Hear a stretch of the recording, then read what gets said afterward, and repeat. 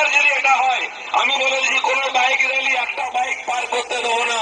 আর দিলীপ ঘোষ ফ্রিডো বাস নিয়ে আসবে আগে, এটুকু বলতে এসছি, বাকি তো পরে বলবো। আর এখানে এসপি এসছে, এসপি সে আমাদের আইন শেখায়, এখানে চলবে না, মিছিল চলবে না, পারমিশন দেবে না। তোর বাপের রাজত্ব নেই এটা। এই যে এনটি সরকারগুলো বাইক নিয়ে যাচ্ছে, গ্যাট কাটা পকেট মারগুলো দেখতে পাচ্ছেন, দেওয়া হয়েছে আইন। দিলীপ ঘোষকে শেখাও।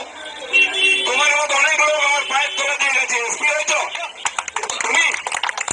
এর নামে নিজে রেপ কেস, এবারে কি রেপ করবে? এ তো নপুংসক, রেপও করতে পারলো। দিদির আঁচলের তলায় ভাইপোর পায়ের তলা দিয়ে এসপি হয়েছ, তোমাকে দুদিনের কাপড় খুলে যেতে পারে এখানে দাঁড় করিয়ে। দিলীপ ঘোষের কিছু বাঁকা করতে পারবে না। আর আমি আবার বলছি টিএমসিকে, যদি এই তোমরা লড়াই করতে চাও, আমি ইঞ্চি ইঞ্চিতে লড়াই দেবো। দিলীপ ঘোষ তুমি থাকবে, তোমরা থাকবে না, দিলীপ ঘোষ থাকবে। আর বাড়িতে বলে দাও ছবি যেন রেডি করে রাখে মালা ধরাবার জন্য। আমার মা আমার নাম কেটে দিয়েছে 40 বছর আগে লিস্ট থেকে, সেই জন্য আমি এসছি রাজনীতি করতে। আর তোমাদের সঙ্গে কি রাজনীতি করতে এটা আমি জানি। আর 10 বছর ধরে তোমাদের বুকে রাজনীতি করছি, এমএলএ জিতেছি, এমপি জিতেছি। ব্যাটার ব্যাটা পঞ্চায়েত জিততে পারিস না রে, কাকমানি খাস দিদির পায়ে পড়িস। দিলীপ ঘোষ তোদের মতো নেতা বানিয়েছে, পঞ্চায়েত থেকে পার্লামেন্ট জিতিয়েছে।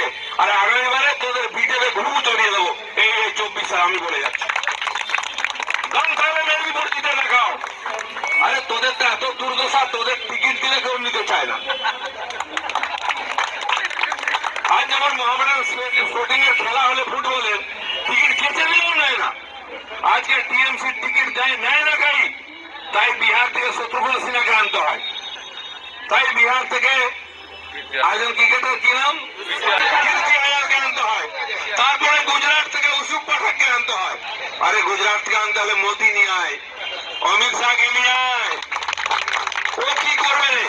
ও যদি দম থাকতো তাহলে ওখানে গুজরাটে এমপি হতে পারতো টিকিট দিয়ে। এখানে এসছে কেন? হ্যাঁ, চমকাচ্ছে কে অদিত তাকে, বেচারা চালও নেই আর চুলও নাই, ঘটি বাটি সব গেছে, তার পার্টি ওর সঙ্গে নেই, তাকে চমকাতে পারিস। আরে ইউসুফ পাঠানকে মেদিনীপুরে দাঁড় করা দেখা যাবে, দম কত আছে।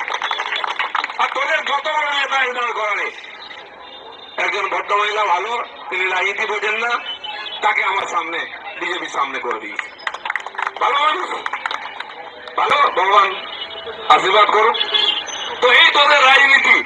আরে তোদের টিএমসি তোদেরকে ভরসা করে না।